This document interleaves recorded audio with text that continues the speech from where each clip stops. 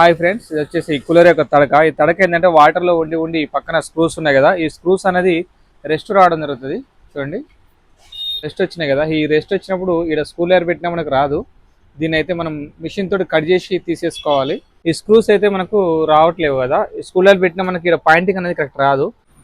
చూడండి, మిషన్ తోటి కటింగ్ అయితే పెట్టేస్తుంది.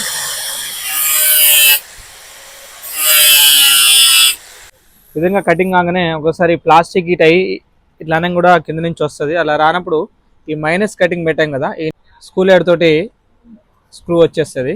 ఇక్కడ హీట్ అయినప్పుడు ఈ స్క్రూ అనేది హీట్ అయ్యి ఇక్కడ ప్లాస్టిక్ కూడా హీట్ అయ్యి మైనస్ స్క్రూ లైడ్ తోటి పెట్టగానే స్క్రూ అయితే బయటకు వచ్చేస్తుంది.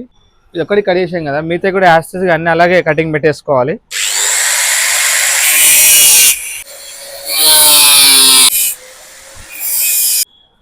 వాటర్ అయితే కంటిన్యూగా రొటేషన్ అవుతుంది కాబట్టి వీటికి వేసిన స్క్రూలు రెస్ట్ వచ్చి ఈ విధంగా ఒక్కొక్కసారి రానప్పుడు ఈ విధంగా ఆ స్క్రూస్ అయితే తీసేసుకోవచ్చు. ఇదే విధంగా అన్ని స్క్రూస్ అయితే కటింగ్ పెట్టి తీసేసుకోవాలి. లేదు, ఈ విధంగా మిషన్ తోటి మధ్యలో కటింగ్ పెట్టుకొని మైనస్ స్క్రూ డ్రైవర్ తోటి అయితే ఇప్పేసుకోవాలి. ఈ విధంగా ఈ గ్రాస్ అయితే కంప్లీట్గా రిమూవ్ చేయడం జరుగుతుంది. పాతది గ్రాస్ తీసేసి కొత్త గ్రాస్ అయితే మనం చేంజ్ చేసాం కదా, మనకి ఇక్కడ వచ్చేసి మళ్ళీ గ్రాస్ మార్చుకున్నప్పుడు స్టీల్ స్క్రూలు అయితే వేసుకోవాలి. ఈ మళ్ళీ ఓపెన్ చేసుకున్నప్పుడు వాటర్ కూడా పెద్ద డ్యామేజ్ ఏం కాదు, మళ్ళీ ఓపెన్ చేసినప్పుడు అయితే ఫ్రీగా అయితే రావడం జరుగుతుంది. ఈ చుట్టూ అయితే మనం పాత గ్రాస్ తీసేసి కొత్త గ్రాస్ అయితే మనం మార్చడం జరిగింది.